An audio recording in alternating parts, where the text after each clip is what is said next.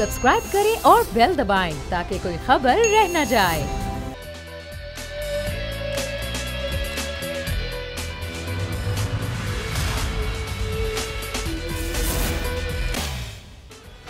बिस्मिल्लाहिर्रहमानिर्रहीम, अस्सलामुअलैकुम। प्रोग्राम में मैं सुमैया रिजवान आपको वेलकम कहती हूँ। नाजरीन, मुल्क भर में गैस का बहरान शदीद हो गया है। मुख्तलिफ सेक्टर्स को गैस सप्लाई रोक दी गई है और इसकी वजह से बिजली बहरान पैदा होने का भी खदशा है। ये बहरान क्यों पैदा हुआ और गैस के और लोड शेडिंग के बहरान की आखिर वजूहात क्या हैं, आज हम इस प्रोग्राम में बात करेंगे। कराची की बात करें तो कराची में आज से मजीद 7 रोज़ के लिए जो CNG है उस CNG स्टेशन को बंद कर दिया गया है। LNG की टर्मिनल की बहाली, मकामी सतह पर गैस पैदा करने वाले एक गैस फील्ड की बंदिश, बरामदी शोबे के अलावा दीगर शोबों को गैस सप्लाई की बंदिश का सामना है। बिजली बनाने वाले कारखानों को भी मुश्किलात का सामना है। बिजली की लोड शेडिंग का दौरानिया बढ़ चुका है। गैस के जरिए बिजली की कम पैदावार की सूरत में फर्नेस ऑयल से बिजली पैदा की जा सकती है, लेकिन ये बिजली महंगी पैदा होती है। वजह यह है कि फर्नेस ऑयल की कीमत ज़्यादा होती है। मकामी सतह पर पैदा होने वाली गैस के साथ LNG की दरामद करके गैस की ज़रूरियात को पूरा किया जाता है। कराची की बंदरगाह पर नाजरीन 2 LNG टर्मिनल तामीर किए गए थे। एक एंग्रो कंपनी का टर्मिनल, दूसरा पोर्ट गैस टामी कंपनी के ज़ेर मलकियत एक टर्मिनल। मौसम गर्मा में बिजली की तलब ज़्यादा और गैस की सप्लाई कम होने से जो गैस से बिजली बनाने का काम है वो मुतासर हुआ। सिंध और बलोचिस्तान में भी गैस सप्लाई में कमी का सामना है। मकामी पैदावार की एक गैस फील्ड की बंदिश की सूरत में पावर प्लांट्स को कम बिजली मैसर होगी। वफाकी हुकूमत के पावर डिवीज़न में एक इस्तिरापी कैफियत है। एंग्रो को गैस में अपने टर्मिनल की बहाली, एक नया फ्लोटिंग टर्मिनल अगस्त में लाने के लिए कहा जा रहा है और कराची की सनत को कम गैस सप्लाई, साथ ही जो CNG के शोबा है उसको भी बंद कर दिया गया है। गैस से कम बिजली बनने की वजह से मुल्क के जनूबी हिस्सों में लोड शेडिंग का दौरानिया भी बढ़ाया जा रहा है। ये सूरत हाल है, लेकिन अभी तक हम बहुत पीछे हैं। क्या वजूहात है कि हमारे पास कोई बैकअप प्लान नहीं होता और अचानक से मौसम गर्मा में जो ये गैस बहरान है ये क्यों पैदा हो रहा है? इस पर हम सबसे पहले बात करेंगे। हमें ज्वाइन करें शहबाज इस्लाम साहब, तर्जुमान है सुई सदर्न गैस। बहुत शुक्रिया आपका शहबाज साहब, आपके वक्त का शुक्रिया। सर, ये अचानक से हम देख रहे हैं कि गर्मियों के मौसम में गैस का बहरान पैदा हो गया है, इसकी सबसे बड़ी वजह क्या है? जी शुक्रिया, आपने दावत दी। देखिए, हमारे पास कुन्नर पसार की जो हमारा गैस फील्ड है उसमें से हमें कोई 170 MMCFD गैस आती है। सही है। वो हमें वो एनुअल टर्न अराउंड में गए, उसकी वजह से कोई 170 MMCFD गैस हमें कम हो गई। ये कोई 15% है हमारे टोटल जो हमारे पास इंडिजिनस गैस होती है उसका कोई 15% है। तो उसकी वजह से ये प्रॉब्लम आई। हमने इसको, और चूंकि हमारे डोमेस्टिक कस्टमर, हमारी top domestic and commercial customer हमारी टॉप प्रायोरिटी है, तो हमें फिर CNG सेक्टर को और इंडस्ट्री को 50% बंद करना पड़ा। आज से हम अगले कोई 1-2 घंटे में एक्सपेक्ट कर रहे हैं कि कुन्नर पसाकी से हमें कोई गैस रिवाइवल शुरू हो जाएगी, कोई 100 MMCFD गैस आनी शुरू हो जाएगी, तो इंडस्ट्री में हालात बेहतर हो जाएंगे और इंशाल्लाह अच्छा, आप ये कह रहे हैं कि आप ये उम्मीद है। चले मैं आपसे बात करती हूँ इस हवाले से कि क्यों, ज़ाहिर कोई बैकअप प्लान भी होता है। उससे पहले भी ज़ाहिर जब इस तरह की सूरत हाल ना हो तो इस सूरत हाल से निपटने के लिए बैकअप प्लान क्या बनाया जाता है? कंपनीज बनाती हैं, हुकूमत बनाती है। वापस आते हैं अपने इशू पर, गैस बहरान पर हम बात कर रहे थे। शहबाज इस्लाम साहब हमारे साथ मौजूद हैं। शहबाज साहब, अभी जो आप बात कर रहे थे तो आप वो कंटिन्यू कीजिएगा, ज़रा बताइएगा कि क्या बैकअप प्लान किया जाता है कि अगर इस तरह की कोई सिचुएशन आ जाए तो उसके लिए बैकअप प्लान क्या होता है हमारे पास? जी बिल्कुल। देखिए, हम as a company we are distribution, sales and distribution and transmission company. हमारे पास हमें सप्लाई गैस पीछे से मिलती है। We are not an exploration company, तो हमारे पास गैस जितनी मिकदार हमें मिलती है हमें वही डिस्ट्रीब्यूट करनी होती है। ओवर द इयर्स चूंकि गैस फील्ड से जो डिप्लीट हो रहे हैं, तो पहले पिछले सालों में भी ये एनुअल टर्न अराउंड होते थे, लेकिन इस साल उसकी तकलीफ थोड़ा ज्यादा महसूस की गई है क्योंकि ये जो एनुअल टर्न अराउंड पे गए हैं तो गैस फील्ड डिप्लीट हुई है। तो जो इस वक्त एनुअल टर्म पर पिछले साल गए थे तो हमारे पास सर्टन गैस होती थी जो कि अभी नहीं है, इसकी वजह से ये प्रॉब्लम आई है। लेकिन मैं आपके इस सवाल का मुख्तसर जवाब ये देना चाहता हूँ कि आप ये समझ लीजिएगा कि हम सिर्फ ट्रांसमिशन एंड डिस्ट्रीब्यूशन कंपनी है, तो हमारे पास जब जितनी गैस मुहैया होगी उसको हम मोस्ट इफेक्टिवली अपने कस्टमर्स को सप्लाई करेंगे। सही, बिल्कुल सही, आपने बिल्कुल सही कहा कि जाहिर है आप लोग तो सप्लाई कर रहे होते हैं, आपका काम तो फराम करना नहीं है उस तरीके से, लेकिन उसके बावजूद हम देखते हैं कि जो बिल्स आ रहे होते हैं लोगों के पास, लोग ये शिकायत करते हैं ओवर बिलिंग कि गैस नहीं मिल रही लेकिन बिलिंग ज़्यादा है, घरेलू सार्फिन को भी गैस नहीं मिल रही होती है, ये शिकायत भी उनकी तरफ से आती है, उसके पीछे क्या वजह होती है?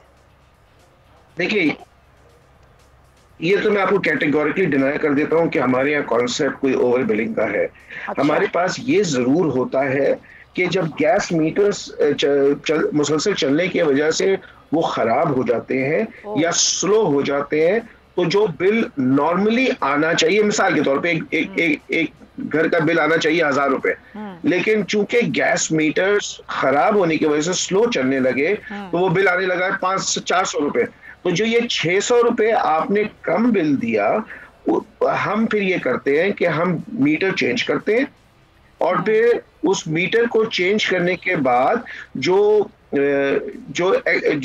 एवरेज बिल निकलता है वो हम 1 साल का लगा देते हैं, और ये हम एज पर ओगरा रेगुलेशंस करते हैं। सो ये कहना कि कोई ओवर बिलिंग करते हैं, आई स्ट्रांगली डिनाई दैट। अच्छा, शहबाज साहब, एक चीज़ और ज़रा क्लियर कर दीजिएगा कि ये अभी आपको कितनी कमी का सामना है, यानी कि शॉर्टेज कितनी है, और जो आप कह रहे थे कि जल्दी हो जाएगा तो कितना टाइम लगेगा मजीद?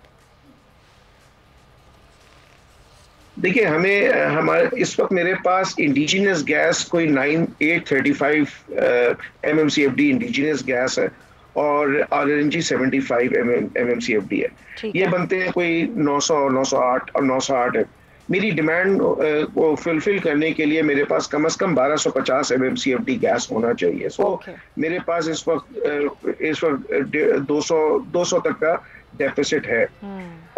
इस वक्त आज के कुने पसाकी से हमें कोई अगले 1-1.5-2 घंटे में 100 MMCFD गैस आना वापस शुरू हो जाएगा। अच्छा। सो हम लोग कदरे बेहतर हो जाएंगे। 9 तारीख तक हमारे पास बाकी भी आना शुरू हो जाएगा, तो हम 8-9 तारीख को इंशाल्लाह बिल्कुल नॉर्मल तरीके से सप्लाई शुरू कर देंगे। लेकिन आज 100 MMCFD के आने से काफ़ी बेहतरी होगी। चलें, आप ये कह रहे हैं कि आज से बेहतरी होना शुरू हो जाएगी, लेकिन ऐसा होता क्यों है? क्या हम ये देखते हैं कि गर्मियों के महीने में सप्लाई डिमांड का मसला आ जाता है इसलिए ऐसा होता है, या फिर ये कोविड भी एक रीज़न हो सकता है इसका?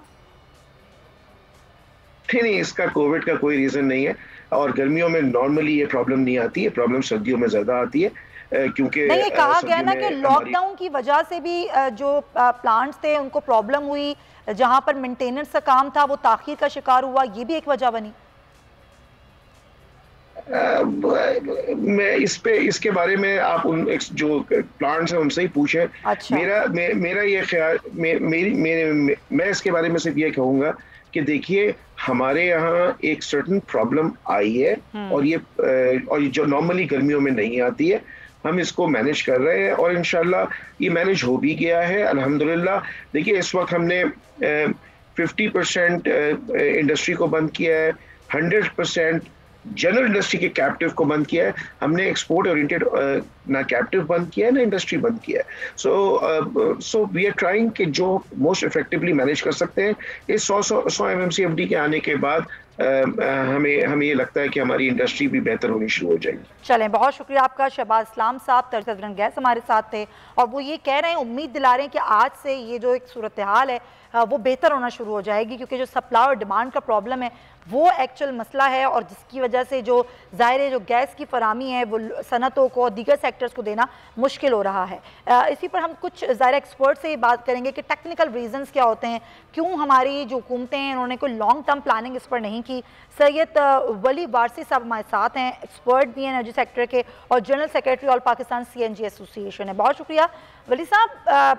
क्या वजूहात होती हैं, क्या हुकूमतों ने कोई लॉन्ग टर्म प्लानिंग नहीं की होती, इस तरह के कारखाने नहीं लगाए गए होते। अगर हम बिजली की बात करें तो हमने कभी सोचा ही नहीं कि हमारे पास गैस का बुरहान होगा तो हमारे पास सेकंड ऑप्शन जो है वो फर्नेस ऑयल है। हमें फर्नेस ऑयल से बिजली पैदा करनी है और उसके बाद ज़ाहिर बिजली महंगी बनेगी, महंगी बिकेगी, सार्फिन पर बोझ पड़ेगा, लोड शेडिंग भी होगी।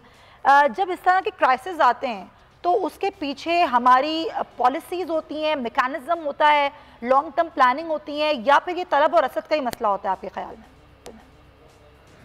जी अस्सलाम वालेकुम। सबसे पहले तो बोल का शुक्रिया कि उसने हमें हमारा मौक़िफ़ जानने के लिए मदऊ किया। इसमें मैं ये समझ रहा हूँ शहबाज भाई भी इस वक्त बैठे हुए हैं, उनको अच्छी तरह अंदाज़ा है। इन्होंने हमें पहला नोटिस भेजा 56 घंटे का, फिर दूसरा एक ईमेल भेजी 56 घंटे की, अच्छा। फिर उसके बाद 176 घंटे और 144 घंटे के लिए सीएनजी सेक्टर को मुसलसल बंद कर दिया। इस हिसाब से ये मुसलसल 310 घंटे हो गए, जो कि 2 हफ्तों से जायद पर मुहित है। मैं शहबाज भाई से और इनकी इंतजामिया से ये सवाल करता हूँ कि भाई कादिरपुर गैस फील्ड और कुनड़ पसाकी गैस फील्ड ये आपने एक साथ मेंटेनेंस पे क्यों भेज दी? भाई गैस फील्ड जितनी भी है वो तो सारी की सारी जो है वो हर साल ही मेंटेनेंस पे जाती है, उसका एक तरीकाकार है। तो इसको आप कुछ इस तरह से मैनेज करते हैं कि भाई इसको आगे पीछे भेजते, जिस वक्त आपका एलएनजी का कार्गो खत्म हो रहा है, जो एंग्रो की जो एलएनजी की टर्मिनल है वो भी इस वक्त जो है वो मेंटेनेंस पे चले गए। ये आपने सारी दुनिया को एक साथ मेंटेनेंस पे क्यों लगा दिया? इसको अगर आप वो तो कह रहे हैं हमारा मसला ही नहीं है, वो तो कह रहे हैं हमारा मसला ये नहीं है क्योंकि हम तो सप्लाई करते हैं, हमें ये टर्मिनल जो हैं ये इन्होंने गैस देनी है, ये उनका मसला है। बात तो हम मानते हैं कि they are only distribution company, लेकिन ये एडवाइस तो भेज सकते हैं ना उन लोगों को कि जो मेंटेनेंस पर इसको लेके जा रहे हैं, या फिर ऐसा तो नहीं इनसे पूछे बगैर जो वो अचानक सारी गैस फील्ड बंद कर दी गई, या एसएसडीसी इस मामले में कुछ नहीं कर सकता, या इनकी हायर अथॉरिटी कुछ नहीं कर सकती। इनको ये चाहिए था कि भाई ये एक पूरा प्लान देते कि भाई अगर आप इस तरह से 3 गैस फील्ड बंद कर देंगे तो हमें मोर देन 300 MMCFD का शॉर्टफॉल आएगा और मुल्क में भूचाल आ जाएगा और सारी इंडस्ट्री और सीएनजी सेक्टर बंद हो जाएगा और लाखों लोग बेरोजगार हो जाएंगे। इस वक्त आप देखें सीएनजी सेक्टर बंद होने की वजह से लाखों लोग बेरोजगार हैं, रिक्शा टैक्सी वाले बिल्कुल परेशान हैं, और इनको अगर गैस नहीं मिले तो इनका पेट्रोल पे गुजारा नहीं। और दूसरी सबसे अहम चीज़ देखें, वफाक की पॉलिसी एक तरह की होती है, वफाक हमें ये कहकर इसमें अरबों रुपए की इन्वेस्टमेंट करवाई गई कि जी पॉल्यूशन फ्री फूल है, लोग आए इस पर आए। अब लोगों ने किट लगा ली, गाड़ियाँ अपनी चेंज कर ली, अरबों रुपए की इन्वेस्टमेंट कर ली, प्लांट लगा लिया, सीएनजी स्टेशन बना लिए, तो अब गैस का जो बुरहान पैदा हो गया। इसका बेहतरीन हल ये है, मेरी नज़र में इसका बेहतरीन हल ये है कि भाई प्राइवेट सेक्टर को एलएनजी दरामद करने की इजाज़त दी जाए, ताकि हम अपनी गैस खुद दरामद करें, अपने लोगों को भी दें, सीएनजी सेक्टर को भी दें, प्लस हम इंडस्ट्री को भी दें। हुकूमत इसमें हाल रुकावटें दूर कर दे, इंशाल्लाह ये सारा मामला खत्म हो जाए। सही है, बिल्कुल सही, आप सही कह रहे हैं कि ज़ाहिर है कोई प्लानिंग होती है, आप कह रहे हैं ये मिस प्लानिंग का नतीजा है कि जिसकी वजह से आज हम इस सूरत हाल पे खड़े हैं। इसी पर बात करेंगे, शौकत में ज्वाइन कर रहे हैं, सीनियर सहाफ़ी हैं, तजियाकार हैं। पराचा साहब, हर मामले को ना सियासी रंग दिया जाता है, एक दूसरे पर ब्लेम गेम किया जाता है। हुकूमत कहती है ये पिछली हुकूमतों की गलत पॉलिसियाँ थीं, उनके लगाए गए मंसूबे थे जिनको हम भुगत रहे हैं। अपोजिशन कहती है हुकूमत का अपना कोई मंसूबा ही नहीं है, कोई लॉन्ग टर्म प्लानिंग ही नहीं है, जिसकी वजह से आज अवाम परेशान है। लेकिन अवाम तो परेशान है ना, अगर हम टेक्निकल रीजन पे बात करें तो वो तो हमारे सामने है। आपको क्या लगता है इसकी क्या मेन वजह है? जी थैंक यू। देखिए सबसे बड़ी जो बुनियादी वजह है वो लैक ऑफ प्रॉपर प्लानिंग है। वो जो असेसमेंट्स होती हैं गवर्नमेंट्स हमेशा फोर्सी करती हैं। ये गैस का बुरहान अभी तो आया, लेकिन ये सर्दियों में भी आया था। आपको याद है एलएनजी पहले लेनी थी, नहीं वो जो पॉलिटिकल आप बात कर रही हैं वो बड़ा स्कैंडल बन गया। लेकिन गर्मियों में तो गैस की कंजम्पशन वो इतनी गैस होती है कि पूरी आ जाती है, लेकिन इस बार तो गर्मियों में गैस की लोड शेडिंग आ गई। सही बात है। जैसे गंदम के मौसम में आटे का बुरहान आ गया, यानी गंदम कह रहे हैं बम्पर क्रॉप है और उधर से आटा नहीं मिल रहा। बिल्कुल उसी तरह यानी गैस जब इस सीजन में बहुत ज्यादा होती है, और इस सीजन में तो उल्टा डर लगता है कि आप अपना टैंक फुल ना करवाएं, लेकिन उस सीजन में भी हमें नहीं मिल रही। आपको याद है एग्जैक्टली पिछले साल पूरी दुनिया में जब पेट्रोल मुफ्त मिल रहा था, पेट्रोल की कीमत ही नहीं थी, बेकदरा हो गया था पेट्रोल, यहाँ पेट्रोल था ही नहीं। जिस बाइक पे लोग बैठकर सफर करते हैं उसी बाइक को कंधे पे उठा के और वो पेट्रोल पंप्स पर लेके जा रहे थे। तो प्लानिंग का मसला है, प्रॉपर प्लानिंग नहीं है, और इसको मैं पॉलिटिकल नहीं कहूँगा कि ये कोई पॉलिटिकल प्रॉब्लम है, ये तो है गवर्नेंस का प्रॉब्लम कि आपके पास असेसमेंट कितनी है। हमेशा हर काम का आप भी अपना जब बजट बनाते हैं तो आप पहले असेसमेंट करते हैं कि इनकम कितनी है। बिल्कुल आप सही कह रहे हैं, मैं भी ये नहीं कह रही कि ये पॉलिटिकल प्रॉब्लम है, पॉलिटिसाइज मामला को किया जाता है। अच्छा, हम बड़ी अफसोस की बात है शौकत पराचा साहब, हम इंपोर्ट कर रहे हैं, हम वो मुल्क हैं जो हम कहते हैं कि हमारा मुल्क जो है वो माला माल है गैस से, और यहाँ पर हम यहाँ पे इंपोर्ट की बातें कर रहे हैं, कर भी रहे हैं, और उसमें भी हमारी कोई प्लानिंग नहीं है। गैस को छोड़ें, हम एग्रीकल्चर में सही बात है, हम बहुत माला माल हैं। हाँ। हम कहते हैं बम्पर क्रॉप है, लेकिन अभी भी गंदम दरामद कर रहे हैं। हमारे यहाँ शुगर स्कैंडल बना है बाकायदा। हमने शुगर स्कैंडल की वजह से हुक्मरान जमात यानी पीटीआई में एक बड़ा फसाद पड़ा हुआ है, एक बाकायदा जहांगीर खान तरीन ग्रुप बना हुआ है। तो हम तो चीनी भी इंपोर्ट कर रहे हैं, अराउंड $1 बिलियन की हमने चीनी दरामद की है, $1 बिलियन की हमने जो गंदम वो दरामद की है। आप गैस को तो छोड़ देना, गैस तो वैसे भी LNG बड़ी पुरानी चीज़ है, हम वो उसको दरामद कर रहे हैं। बुनियादी प्रॉब्लम अगेन जो फार साइट होती है, फोर्स ही नहीं किया जा रहा, आपकी प्रोजेक्शन आपकी इतनी क्रेडिबल नहीं होती, या तो आप खुद नहीं करना चाह रहे, आप वो पंजाबी में कहते हैं डांग टपाओ कम, या तो आप डांग टपाओ कम करना चाह रहे हैं कि चलें आज हो गया, आज 2 वक्त का खाना मिल गया, कल का। ऐसे मुल्क नहीं चला करते, ऐसे लोग फिर ख्वार हुआ करते हैं। जैसे आप पूरे मुल्क में, आप कराची की बात कर रहे हैं, पूरे मुल्क में यही हाल है, पूरे मुल्क में मसला बना हुआ है। और वो बार बार जो गैस प्रोड्यूसिंग प्रोविंसेस हैं वो कहते हैं कि हम तो सरप्लस गैस प्रोड्यूस कर रहे हैं, लेकिन इसके बावजूद भी हमारे शहरियों का बुरा हाल है। तो इमेजिन उन प्रोविंसेस में जहाँ गैस प्रोड्यूस नहीं है, मैं पर्टिकुलरली पंजाब की बात कर रहा हूँ, यहाँ तो अभी प्रॉब्लम जो घर वाले चूल्हे हैं उनकी आई हुई है, बाकी गाड़ियों को तो छोड़ दें आप। ये प्रॉब्लम गवर्नेंस का है, ये फोरसी करने का है कि बर वक्त अगर आप अपने एस्टिमेट को, आपके पास अवेलेबिलिटी है, आपने ऑर्डर्स प्लेस करने हैं बाहर। मैंने आपको पेट्रोल की एग्जांपल इसलिए दी कि मुफ्त मिल रहा था पेट्रोल, वो माइनस में जा रही थी जो रेटिंग होती है पेट्रोल की, हमारे यहाँ मिल ही नहीं रहा था। तो ये एलिमेंट जो ना मिलने वाला है, ये मिसमैनेजमेंट नहीं थी, वो माल बनाया जा रहा था। नदीम बाबर कौन था? नदीम बाबर को निकाल दिया, सजा क्या मिली नदीम बाबर को? तो गवर्नेंस का जो प्रॉब्लम है वो बड़ा सीरियस प्रॉब्लम है, उस पे तवज्जो देने की ज्यादा जरूरत है। बिल्कुल आप सही कह रहे हैं, गवर्नेंस है, मिसमैनेजमेंट है, चीज़ों को सही से टेकअप नहीं किया जाता, जिसकी वजह से सारी चीज़ें होती हैं। अच्छा वली साहब, ज़ाहिर है ये मामला चल रहा होगा ना, ज़ाहिर है ये बहरान ऐसे ही तो नहीं आ जाते, पीछे से चीज़ें चल रही होती हैं, फिर हम इस तरह की सूरत हाल में खड़े हो जाते हैं आके। आपने खुद बताया कि हमें ईमेल्स की गई, पहले 56 घंटे का नोटिस, फिर और इस तरीके के नोटिस दिए गए। अब आपसे क्या कहा जा रहा है, ये 7 दिन की जो बंदिश है, ये 7 रोज की रहेगी या ये आगे भी हो सकती है? अभी तो आखिरी नोटिस जो है ना SSGC का, वो ये है कि जी 7 जुलाई तक आपको गैस सप्लाई बंद रहेगी। लेकिन अल्लाह रहम फरमाए, हमें कुछ अंदाज़ा नहीं है, SSGC अचानक यू टर्न ले ले और 7 तारीख को एक दफ़ा फिर नोटिस भेज दे कि मज़ीद जो है वो CNG स्टेशन बंद रहेंगे। क्योंकि देखें, इन्होंने हमें 21 तारीख को जो नोटिफिकेशन भेजा था उसमें कहा था 29 जून तक आपकी गैस बंद रहेगी, और फिर कल 28 जून को इन्होंने फिर एक नोटिस और भेज दिया जिसमें हमें 176 घंटे के लिए बंद कर दिया, जबकि उससे पहले इन्होंने हमें 140 घंटे के लिए और 2 दफ़ा जो है वो 56 घंटे के लिए बंद किया। और हर दफ़ा जो उज़ुर बयान किया गया वो यही कि फला गैस फील्ड मेंटेनेंस पे चली गई है, कादिरपुर गैस फील्ड गई है, फिर कुनड़ पसाकी गैस फील्ड पर गई है।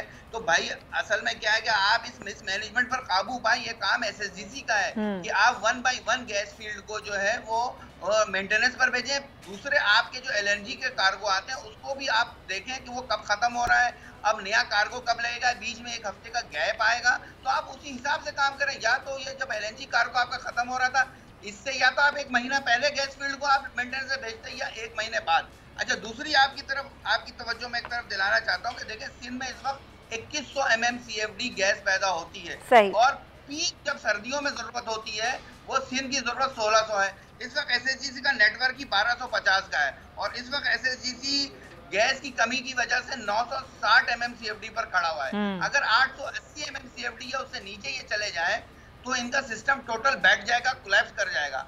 तो इनको जब ये सारी चीजें पता है और ये चीजें दुनिया को मालूम है, तो क्या इनको नहीं मालूम था कि हम 1 बाय 1 ये काम करें? दूसरे आर्टिकल 158 आइन आपका ये कहता है कि जहां गैस पैदा हो रही है पहले उस जगह की जरूरत पूरी करो।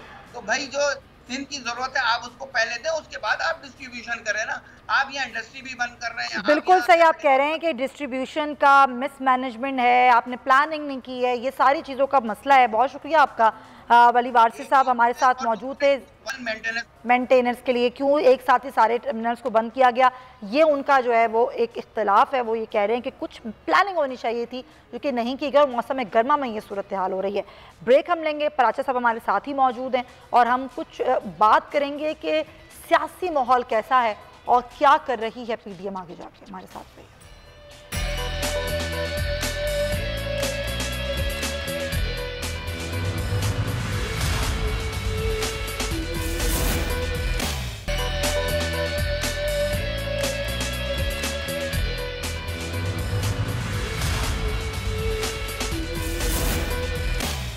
Welcome back to the show. और नाज़रीन, कौमी असम्बली में आज जो फाइनेंस बिल 2021-22 था वो अक्सरियती वोटों के साथ मंजूर कर लिया गया। अपोजिशन के सारे दावे धरे के धरे रह गए कि हम ये बजट पास नहीं होने देंगे। और हमने तो ये भी देखा कि आज तो कायदे इस बेख्तिलाफ शहबाज शरीफ ही असम्बली में मौजूद नहीं थे। आज इतना अहम दिन था, मुस्लिम लीग नून के अहम रहनुमा मौजूद नहीं थे।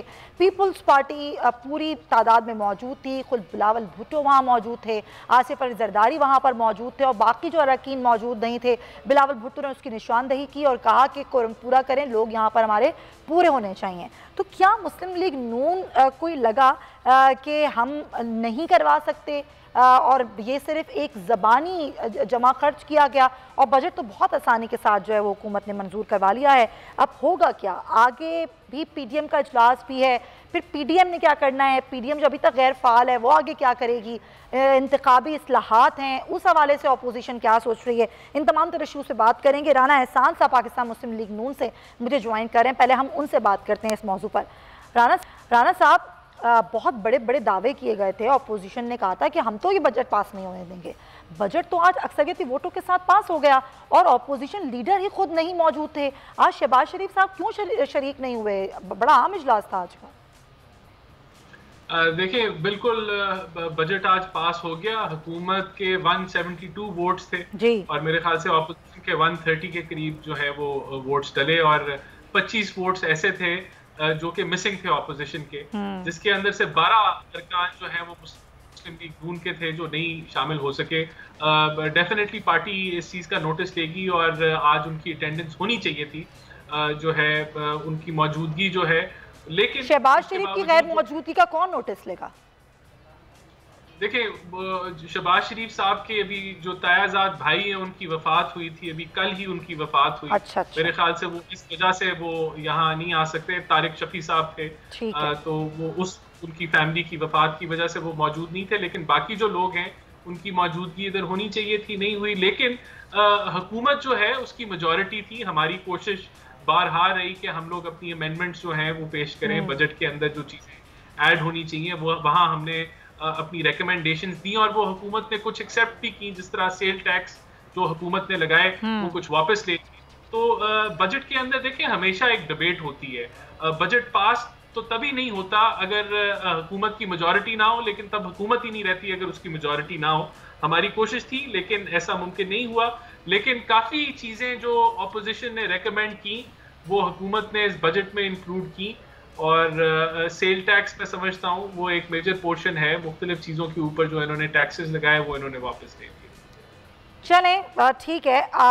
अच्छा ये बताएं कि अब आप लोगों ने आगे करना क्या है? अपोजिशन का क्या लाहे अमल है? खासतौर PDM के प्लेटफॉर्म से क्या करने का सोच रहे हैं? पीपल्स पार्टी आए या ना आए, NP आए या ना आए, जो जमातें PDM में मौजूद हैं वो क्या करने वाली हैं ईद के बाद? देखिए, ऑपोजिशन का जो सबसे मेन रोल होता है वो हुकूमत की इनकॉम्पिटेंस को एक्सपोज करना होता है।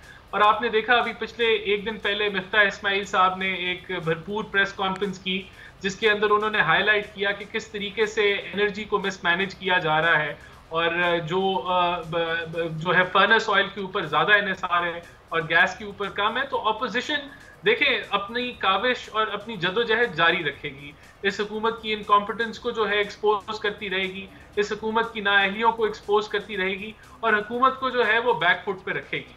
जहाँ तक PDM का ताल्लुक है, PDM का जब इजलास होगा तो उसके अंदर अगला लाइमल जो है वो तय होगा। अभी तक तो हमारा जो सवात का अगला हदफ जो है वो इट इज नेरिंग, और वहां जो है वो हम लोग एक भरपूर रैली करेंगे। अच्छा। और वो जो है पूरी कौम देखेगी। चलें पराचा साहब, आपके ख्याल में वाकई बैकफुट पर रखा हुआ है ऑपोजिशन ने हुकूमत को? ऐसा टफ टाइम दे रही है ऑपोजिशन?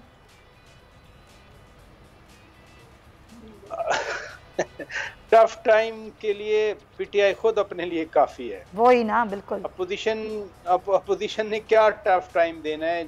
आज 25 अरकान अपोजिशन के नहीं आए, 163 में से 138 लोग आए थे, हाजिरी लगी, लेकिन हुकूमत के भी 8 लोग नहीं आए। जो कैलकुलेशन मैंने की, कम से कम इनके 180 होने चाहिए थे। हाँ। लेकिन ये भी एक अजीब सूरत हाल है कि आज बजट था, बजट रुका नहीं करता पाकिस्तान में। हार्डली, मुझे नहीं याद, मैं बड़ा अरसा हुआ मैं एक जर्नलिस्ट हूँ, मुझे नहीं याद कभी बजट रुका। बजट ने पास होना होता है। अब अगली बात जो आप कह रही हैं एपीसी होनी है, अब बड़ी इंटरेस्टिंग बात है कि एपीसी जो हो रही है वो हुकूमत टॉपल करने के लिए नहीं हो रही, बल्कि एपीसी तो बुलाई गई है कि जी वो जो इलेक्शन इस्लाहात हमने करनी है, हाँ, वो कैसे करनी है? अपोजिशन जमातें अपना अपना पर्सपेक्टिव दें। हुकूमत ने अपना बिल बुलडोज कर दिया था, वो सेनेट में डेफिनेटली वो ब्लॉक हो गया। तो अब मियां शहबाज शरीफ ने प्रपोजल दी है कि 5 से 7 सीटें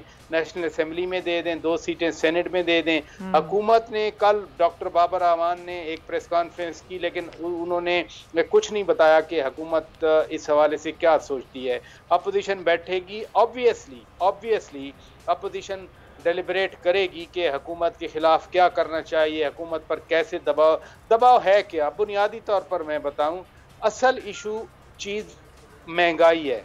महंगाई, खाने पीने की जितनी अशिया हैं वो बेड़ा गर्क हो चुका है लोगों का, लोगों की वो कहते हैं बस हो चुकी है लोगों की। ये सबसे बड़ा दबाव है और इसमें अपोजिशन की कोई कंट्रीब्यूशन नहीं है। हाँ, एक बात है, अपोजिशन ये साबित करने में कामयाब रही है कि दे आर इनकॉम्पिटेंट पीपल। इनको ना गवर्नेंस का पता है, ना ये मुल्क चलाने की सलाहियत रखते हैं और ना आइंदा चला सकते हैं। इससे बढ़कर ना अपोजिशन इनको असेंबली में ब्लॉक कर सकी है, ना इनको बाहर कहीं ब्लॉक कर सकी है। जो हुकूमत ने पॉलिसी बनाई है वो हुकूमत उस पॉलिसी को चला तो रही है, लेकिन उसी पॉलिसी की वजह से हुकूमत को नुकसान हो रहा है। लिहाजा जो हुकूमत, जो मैंने शुरू में बात की कि जो हुकूमत अपने लिए जो कुछ कर रही है, मसलन शुगर स्कैंडल वाले सारे इनके अपने लोग हैं, उन्हीं के खिलाफ तहकीकात हुई। शुगर इंडस्ट्री तो बाकियों की भी है ना, मुल्क में शरीफ फैमिली की शुगर है, चौधरियों की शुगर है, उसके अलावा सिंध में पीपल्स पार्टी वालों की शुगर इंडस्ट्री है। लेकिन हाईलाइट हुआ जहांगीर खान तरीन, उनके ग्रुप के लोग, वो कौन थे? वो पीटीआई वाले लोग थे। तेल बहरान आया, 70 अरब रुपए आवाम को महरूम किया गया, खाए गए लोगों के पैसे, वो कौन थे? अल्टीमेटली नदीम बाबर को हटाना पड़ा। फिर वो डॉक्टर जफर मिर्जा थे कि जी पता नहीं चीन से कुछ आया या नहीं आया, उनके खिलाफ नैब ने बाकायदा नोटिस लिया, उनको हटा दिया गया, वो वापस चले गए।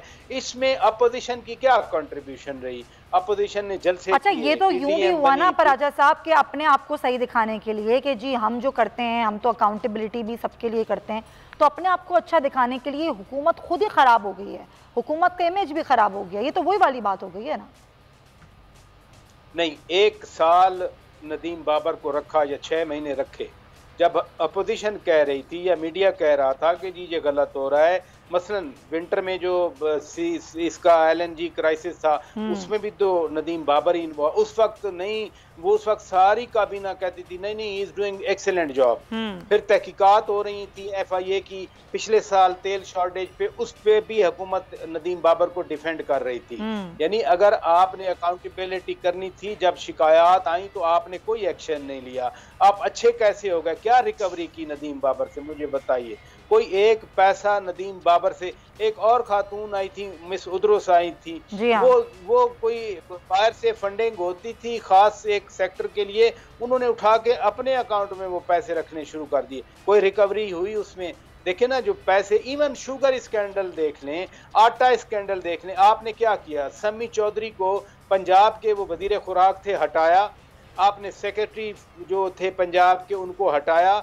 अगर वो था मिसमैनेजमेंट थी, उसमें करप्शन हुई थी, आटा या फॉर दैट मैटर अद्वियात, नहीं ये तो खैर ये बात तो बिल्कुल दुरुस्त है कि कोई कार्रवाई किसी के खिलाफ नहीं की गई, सिर्फ वजारतें तब्दील कर दी गई, कभी किसी को कोई वजारत दे दी गई या वजारत से हटा दिया गया, लेकिन कोई कार्रवाई नहीं की हुकूमत ने, सिर्फ ये बताने की दिखाने की कोशिश की कि देखें हम तो कर रहे हैं कार्रवाई, लेकिन हकीकतन कोई कार्रवाई नहीं हुई। सही है, पॉइंट टेकन राना साहब। लेकिन ज़ाहिर जो अपोजिशन ने करना होता है वो अपोजिशन भी नहीं कर पाई। आप लोग सबसे पहले सड़कों पर आई इसीलिए थे, आप लोगों ने जलसे वगैरह किए इसीलिए थे कि आप महंगाई के खिलाफ बात करें, आप आवाम के लिए बात करें, लेकिन आवाम का तो कुछ भला हुआ ही नहीं आपके सड़कों पर आने से। देखिए, अवाम का भला होगा भी नहीं जब तक ये हुकूमत जो है वो इक़्तिदार के अंदर है, क्योंकि इनकी नाअहलियाँ जो हैं वो हर रोज़ जो है अवाम के सामने एक्सपोज होती हैं और इनकी मिसमैनेजमेंट हर दफ़ा एक्सपोज होती है। देखें, ऑपोजिशन जो है उसने ये तय किया था कि हम कोई भी गैर आइनी इक़दाम नहीं उठाएंगे हुकूमत के खिलाफ, और आइन के अंदर रहते हुए ऑपोजिशन ने वो हर काम किया जो ऑपोजिशन का करना होता है। देखें, असेंबली के अंदर हम इनको एक्सपोज करते हैं, लेकिन इस्तीफों का ऑप्शन भी तो आपका ही था सर, जिससे पीपल्स पार्टी पीछे हट गई, वो आईनी काम था।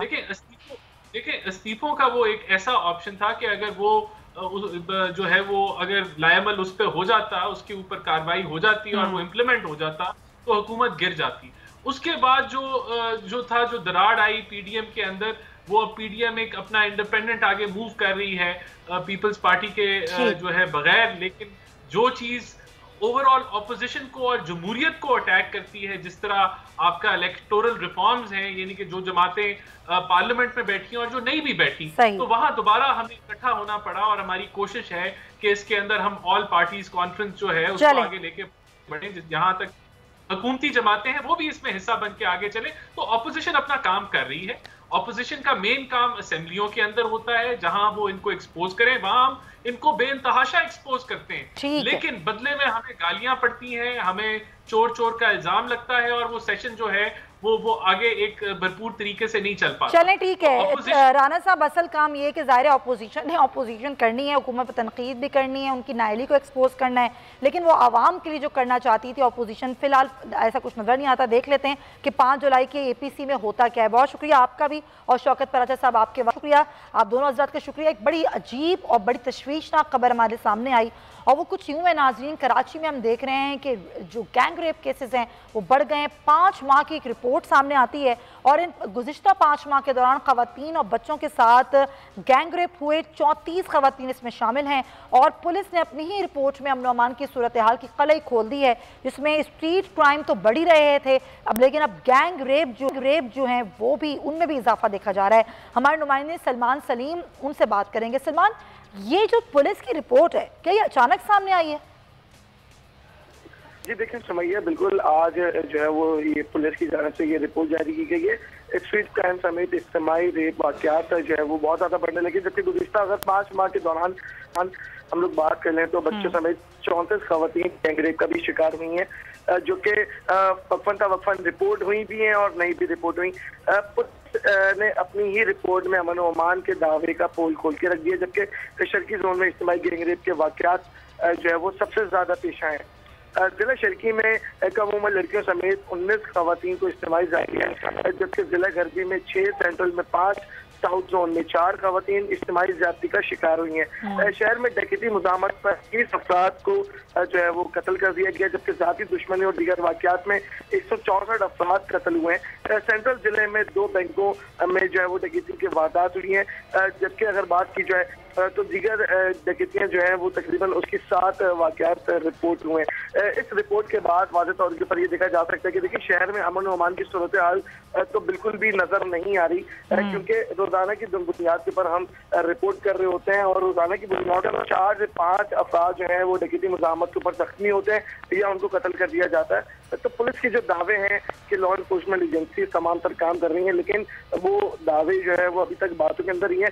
अमली तौर के ऊपर जो है वो कोई सामने मतलब कि चीज नजर नहीं ऐसा ही है, कोई सामने चीज नजर नहीं आ रही है। और अचानक ही ज़ाहिर आज अगर इस तरह की रिपोर्ट आती है, 5 माह से ये वाकयात हो रहे थे रिपोर्ट, लेकिन पुलिस जो है उसने रिपोर्ट आज पेश की, तो बड़ी तशवीशनाक सूरत है। सलमान सलीम बहुत शुक्रिया, आप हमें तमाम तर डिटेल्स बता रहे थे, इसी पर हम बात करेंगे। SSP इन्वेस्टिगेशन ईस्ट हैं अल्ताफ हुसैन साहब, बहुत शुक्रिया अल्ताफ साहब। ये 5 माह से 34 खवातीन के साथ रेप हुआ, बच्चे भी इसमें शामिल हैं। स्ट्रीट क्राइम तो थे ही, लेकिन ये गैंग रेप की खबर सामने आती है। और अगर ये 5 माह से रिपोर्ट हो रहे थे तो पुलिस ने इसको छुपा के क्यों रखा हुआ था? नहीं देखिए, छुपाने का तो कोई सवाल पैदा नहीं होता, क्योंकि जब वो एफआईआर रजिस्टर होती है तो वो तो आम होती है, और फिर उसके बाद उसमें छुपाने वाली कोई भी ऐसी चीज़ नहीं, क्योंकि अल्टीमेटली जब एफआईआर रजिस्टर होती है तो उसके बाद फिर अस्पताल जाया जाता है लड़की को, और उसको जो एक्यूज होता है उन दोनों को अस्पताल मेडिकल के लिए ले जाया जाता है, उनका डीएनए कराया जाता है, तो सारी चीज़ें सामने होती हैं। और ये आजकल इस कदर ये सेंसिटिव मैटर है कि इसको आप छुपा नहीं सकते। और सबसे बड़ी बात ये कि पुलिस छुपाएगी क्यों, क्योंकि पुलिस का उसमें कोई फ़ायदा नहीं है कि छुपाएगी पुलिस के उसको अपना सीक्रेट रखे, या ऐसी कोई बात नहीं है, पुलिस कोई नहीं छुपाती है। चलें, आप कह रहे हैं छुपाने की कोई बात नहीं है, लेकिन ये अचानक से एक रिपोर्ट आती है, और ये आपकी रिपोर्ट है, पुलिस की रिपोर्ट है, जिसमें ये पुलिस अपनी रिपोर्ट में कह रही है शर्की जोन में सबसे ज़्यादा इज्तिमाई जो रेप थे उसके वाक़यात हुए। इसी तरीके से ज़िला गरबी में भी हुए, सेंट्रल में भी हुए, साउथ जोन में भी 4 खवातीन जो थीं वो इज्तिमाई ज़्यादती का निशाना बनी। तो ये रिपोर्ट्स तो आपकी ही हैं सर, ये आप ही दे रहे हैं, लेकिन ये गुज़िश्ता 5 माह में होते रहे वाक़यात। अब मुझे नहीं मालूम कि जो रिपोर्ट आपके पास है इसकी सोर्स क्या है, ऑथेंटिक भी है या नहीं है, लेकिन ऐसा कुछ नहीं है, पुलिस बिल्कुल नहीं छुपाती, और पुलिस इसमें ज़्यादा सेंसिटिव होती है और ज़्यादा विजिलेंट होती है, क्योंकि ये एक ऐसा मसला है कि ये फौरी तौर पे फ्लेयर अप होता है, और इसमें बहुत ज़्यादा हम एहतियात करते हैं और बहुत जल्दी इसमें मुल्जिमान को गिरफ्तार करने की कोशिश करते हैं, क्योंकि सोशल मीडिया आजकल इतना पावरफुल है कि इसमें हर तरफ से पुलिस को ही उसमें निशाना बनाया जा रहा होता है। तो हम इसमें कोशिश करते हैं कि इसमें एक तो ट्रांसपेरेंसी हो ज़्यादा से ज़्यादा, और जो एक्यूज हैं, जिनको एक्यूज किया गया है, उनको फौरी तौर पे गिरफ्तार किए जाए और उनको अदालत। चलिए ठीक है, हम मान लेते हैं एसएसपी साहब के ये जो रिपोर्ट है इसको कोई छुपाया नहीं गया था, ये रिपोर्ट आपने ज़ाहिर है आप लोग लेकर आए, एफआईआर भी दर्ज हुई हैं, लेकिन ज़ाहिर है एक शख्स बाहर निकल रहा है, उसको पुलिस ने तहफ़्फ़ुज़ देना है, इसके लिए इक़दामात भी आपने उठाने। इस तरह के वाक़यात की रोकथाम के लिए क्या कर रही है हमारी पुलिस? देखिए, पुलिस का काम है, अगर अल्लाह न करे ऐसा कोई वाकया होता है तो उसको फौरी तौर पे उसकी प्रिवेंशन करे, उनको गिरफ्तार करे और उनको सजा करार वाकई सजा दिलवाए।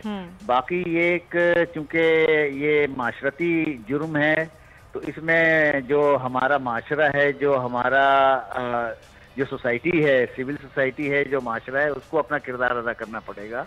सबसे पहले तो ये कि इसमें अवेयरनेस बच्चों में जो भी है उनको अवेयरनेस दी जाए और उनको बताया जाए कि जिस तरीके से पहले आपने देखा था कि पहले टीवी पर और काफ़ी चीज़ें उसमें डिस्कस हुई थी कि बच्चों को बताया जाए कि गुड टच और बैड टच क्या है और किस किस से उन्होंने परहेज़ करना है, किसके साथ उन्होंने अवॉइड करना है कि ना जाएं अकेले। कानून तो बिल्कुल उसके साथ है और हर जगह उसके साथ है, लेकिन मुझे आप ये बताएं कि अगर एक बच्चे को उसका नौकर, उसका ड्राइवर या उसके कोई जो भी उसका साथ है नौकर, वो उसको रेप करता है अगर कहीं घर पे या कहीं वहाँ, तो वहाँ पुलिस किधर वहाँ खड़ी होगी? पुलिस तो जाहिर है उसके बाद जब रिपोर्ट होता है तब जाके ये पुलिस वहाँ जाके उनको गिरफ्तार करती है। तो मेरा कहने का मतलब यही है कि अवेयरनेस हो और उन्हें पता साथ मूव करना है, किसके साथ मूव। शुक्रिया। एसएसपी इन्वेस्टिगेशन के साथ थे अल्ताफ हुसैन साहब, और एक नई मंतक वो लेकर आए कि पुलिस तो गिरफ्तार करेगी बाद में जाके, लेकिन पहले इसको रोकने के लिए आप अवेयरनेस दें। अवेयरनेस ज़रूरी है, बच्चों को अवेयर करें, ख़वातीन को अवेयर करें। सर चलें, आपकी ये मंतक है, मैं तो इसको नहीं मानती, लेकिन मैं आपकी राय का एहतराम ज़रूर कर लेती हूँ। ज़फ़र अब्बास हमारे साथ मौजूद हैं जेटीसी से, जेटीसी फाउंडेशन से, और सोशल एक्टिविस्ट भी हैं। ज़फ़र, बहुत शुक्रिया आपके वक्त का। बड़ी अजीब सी बात है, ज़ाहिर है हमारे जो कानून नाफिज करने वाले इदारे हैं वो हमें पहले तो अपनी रिपोर्ट से ही इनकारी हैं कि जो रिपोर्ट उन्होंने दी है वो कहते हैं कि ऐसा कुछ हुआ नहीं, फिर वो कहते हैं अगर ऐसा हुआ भी है तो अवेयरनेस की ज़रूरत है, हम लोगों को अवेयर करें। अवेयर करना तो एक अलग मौजू है, लेकिन जो हमारी कानून नाफिज करने वाले इदारे हैं कि वही हमारी रखवाली नहीं कर सकते, हमारी हिफाजत नहीं कर सकते हैं, लोग गैर महफूज है अपने घर के अंदर बाहर हर जगह। देखिए, सबसे पहली बात तो मैं आपसे ये कहना चाहूंगा कि अभी अब से 4 दिन पहले मेरे पास या 5 दिन पहले एक साहब आए, उनके बच्चा 4 साल का था, उसको पड़ोसी ने स्कूल में दाखिले के नाम पर लिया कि मैं इसका एडमिशन अपने बच्चों के साथ कराता हूँ, उसकी बीवी का इंतकाल हो गया था, तो उसने कहा ठीक है, मजदूर आदमी था, वहां दिया। 3 दिन तक उसके बच्चे से उसके पड़ोसी ने मिलने नहीं दिया। ये परेशान हुआ, इसने बोला भाई मैंने शाम में बेचारा मजदूरी करके आता था, बच्चों के साथ खेलने गया हुआ है, ये वो। इन दी एंड एक दिन बच्चा भागता हुआ इसको सड़क पे मिला, इसके पास आया, रोते हुए बताया मेरे साथ 5 आदमी रोजाना ये ज्यादती इस तरीके से कर रहे थे। उन्होंने कंप्लेन कर दी, एक आदमी पकड़ा गया, असल बंदा जो है भागा हुआ, उल्टा वो थ्रेट कर रहा है। ये तो हो गया उस फैमिली की बात कि जो अपने ऊपर हौसला रखती है कि इन माहौल में, इस माशरे में जहां लोग किसी भी मजलूम अगर वो अपने लिए मदद के लिए आवाज उठाए तो लोग उसका मजाक बना रहे होते हैं, विक्टिम को ही कह रहे होते हैं, एक अजीब बना दिया जाता है, उसका जीना हराम कर दिया जाता है। अगर मैं औरतों की बात करूं, इतने केसेस हैं, इतने घरों में काम करने वाली, कोई रिश्तेदारों में इधर उधर, बड़े छोटे बुजुर्ग, लड़की, बात सिर्फ इतनी सी है, मुझे वो तरीक़ाकार बताया जाए कि अगर किसी लड़की के साथ ये जुल्म हो जाए और वो हिम्मत करके अपनी माँ को, अपनी बड़ी भाभी को, अपने किसी भी एतमाद करने वाली घर की औरत पे जुल्म बता दे, तो वो कौन से किसके पास जाए जहां उसकी इज्जत उछाली नहीं जाएगी, जहां उसको उसका तमाशा नहीं बनाया जाएगा। अच्छा, उसके बाद वो कौन से पुलिस स्टेशन जाए जहां सब उसको देख के हंसेंगे नहीं, जहां सब उसका मजाक नहीं उड़ाएंगे, जहां उसकी इज्जत के ऐसे सवालात उससे नहीं किए जाएंगे कि वो लड़की घर आने के बाद उसके बाद एक ही ऑप्शन बचेगा, ये फांसी का फंदा।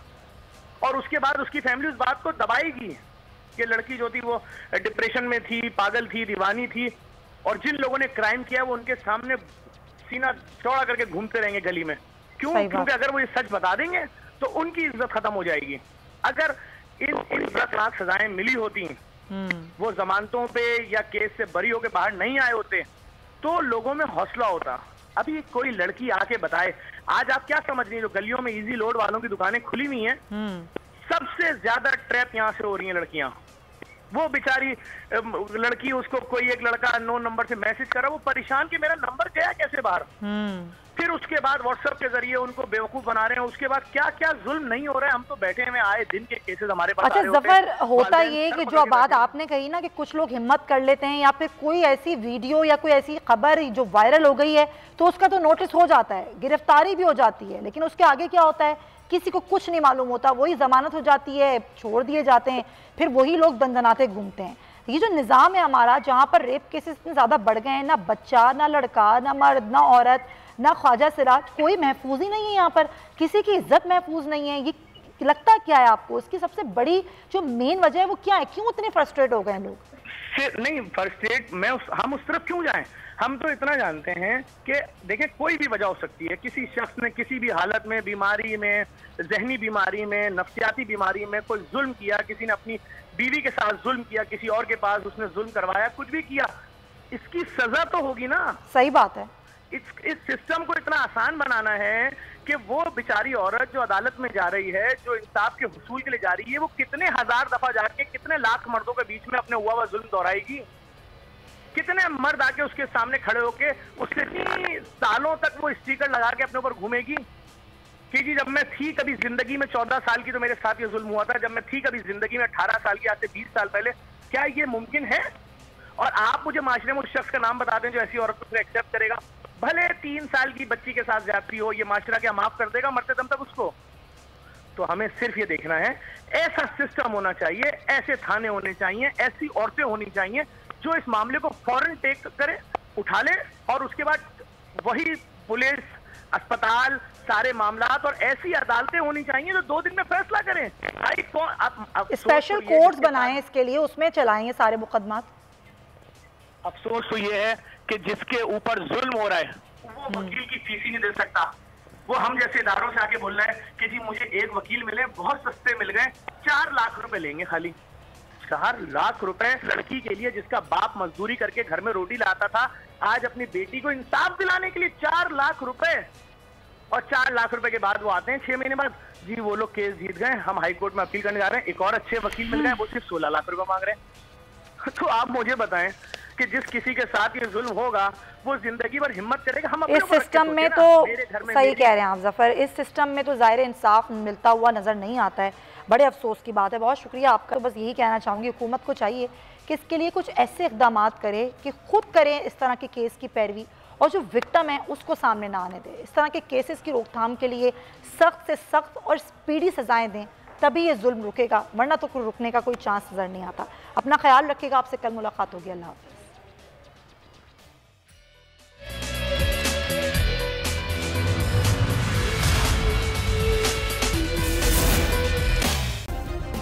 सब्सक्राइब करें और बेल दबाएं ताकि कोई खबर रह न जाए।